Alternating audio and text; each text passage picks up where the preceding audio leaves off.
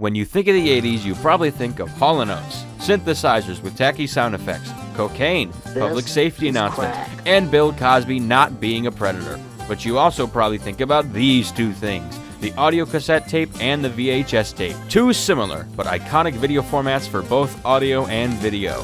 As much as I like to talk about cassettes, we got a tight schedule to follow, so we'll neglect that child for now and focus on VHS, an iconic piece of media that was cheap back then and dirt cheap now. VHS is synonymous with the 80s, but it actually gets its start in the mid-70s. During that era, you watched stuff on reels of film or dealt with whatever bullshit was on television at that time of day. There was a huge drive for bringing movies and shows to the home, such as RCA's trademark concept of Select-O-Vision. It was an ambitious plan, put movies on factory-pressed items and sold directly to the consumer.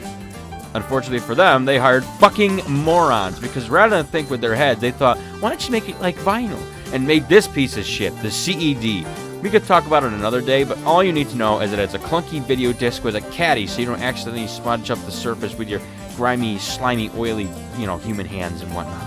They thought people wanted to buy this shit. While RCA was making the CED, another small company in Japan known as Sony was working on a video format that used magnetic tape, much like 8-tracks and cassette tapes at the time. Magnetic tape with video wasn't anything new. It was experimented on heavily in the mid-50s, so it took them so long to bring it into stores. Data streams is how. Originally, video data was stored on tape the same way audio was, linear, meaning all the data was ordered sequentially in one neat, clean line. This worked. However, videotape formats that did this usually had to be stored on gigantic reels and played at ungodly speeds that were both too impractical and too loud for use in a home. This was so the video looked, actually moving and stuff like that. An NTSC TV video signal was 486 scan lines, meaning the CRT's light beam needed to go across the screen 486 times, one after the other, down one, at varying brightnesses and colors to produce one full frame of video. At 30 frames per second, you can see now why these were all seen as impractical. That was until we started assembling the data like this, slanted. Not only fit more video data per inch on tape, it also could be played back at reasonable speeds. All this at the cost of needing 2 magnetic heads to register the data fast enough instead of 1. Some VCRs even had 4 for some reason. So Sony finally released its tape, the Betamax, with the sole purpose of letting you record whatever you wanted, whenever you wanted on television. Called time shifting, it was slow to gain popularity. However, things would heat up soon enough with another Japanese company called JVC coincidentally made a similar format to Betamax.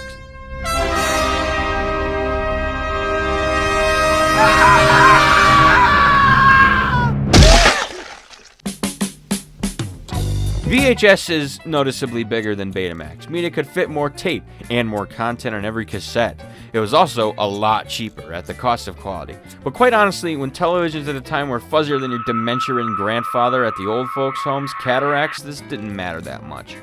Some VHS tapes, especially during its later years, could record up to 6 hours of video on one tape.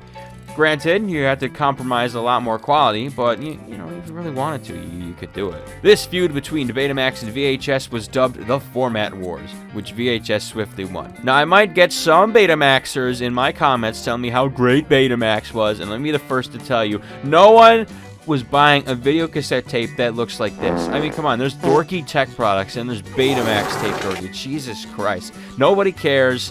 VHS won. Get over it. You're not cool because you chose a dying format. So everyone knows about VHS, but how does it actually, work? Like, how do you use it? Well, it was simple. You take your tape, slam it into your VCR, then hit play and enjoy. If it wasn't rewinded previously. So user experience was just okay. But remember, this is magnetic tape on 2 micro reels. This shit had to be rewound after every viewing. This is the high-speed mode, by the way. They had special devices specifically made to rewind VHS tapes for you. Video rental stores also begged you to rewind your tape before returning it to the store so that poor pizza-faced store clerk didn't have to do it for you.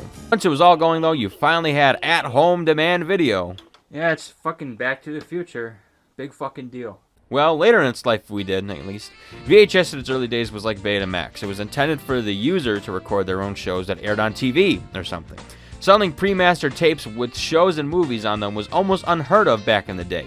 I mean, it happened, don't get me wrong, but each tape of a new movie could cost up to $80. This is the reason why video rental stores became so popular. This was until, however, Disney decided to release their backlog of films and make a couple new ones specifically for being sold directly to the consumer at $20. And later, when Top Gun sold for around $30. Now, anything and everything could be on tape. You could still buy blanks, because after all, half the fun of VHS was recording your own stuff. Well, that was all back in the day, when the only thing you had to worry about was if the Russians were going to take over Washington, D.C. or something like that. What about nowadays?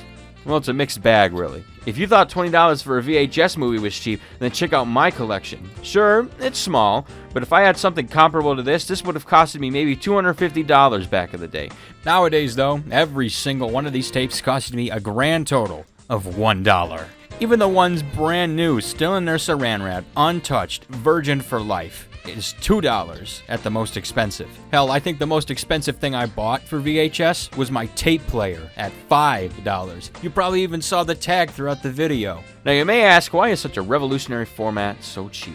Well, look at this thing. The quality can range from okay to downright atrocious at times. To show you what I'm talking about, let's compare it to its successor, the DVD. Now, I don't have dual copies on different formats, but I do have The Sopranos on DVD and The Greatest Sports Follies by Sports Illustrated on VHS. Both are being played on the exact same TV, switched live, and you can see a clear quality difference between VHS and DVD. DVD is more stable since it's, digital and everything like that. And VHS is just fuzzy, crappy, and, well, not very good. In fact, it's not even, it's just awful. It's fucking awful. That's the issue with analog technology. It's ingenious and neat to use, but if you let it sit for more than 5 years, it literally explodes on itself. The tape would also degrade with every use, so the mere act of using the product as intended is damaging them. Their quality also came back to bite them in the ass as digital media like DVD began catching up and overtaking VHS with undisputably better quality than ever before. They also didn't degrade with every use, so that was a plus. I mean, seriously, who's going to deal with this back in 2002? There were attempts to bring VHS into the digital era with shit like SVHS, but, that wasn't going to work out. That eventually died. The only people you see buying up these shitty tapes are those with massive video collections like James Rolfe, online social media addicts who think it's trendy and unique, and liquidators to sell them back to thrift stores at a markup. Perhaps it's better VHS has been abandoned. Oh, one thing before I go. I recorded all this footage of me tearing down the VCR, so I'm going to show you it right now. God damn it! You guys, right now, out there, are about to learn why there was a whole major in colleges for fucking repairing these bad boys.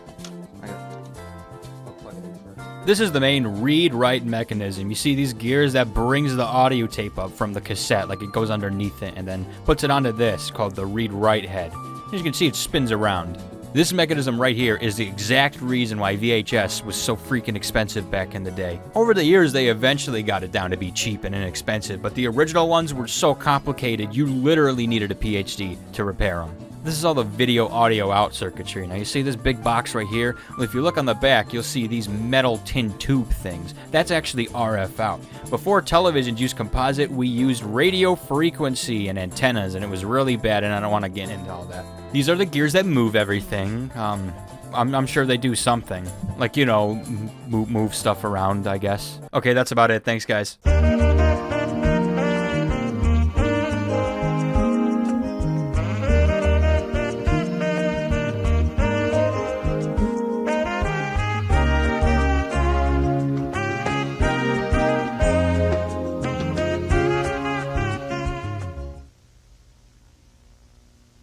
Can we take a moment here to cut out and get in focus. Get this image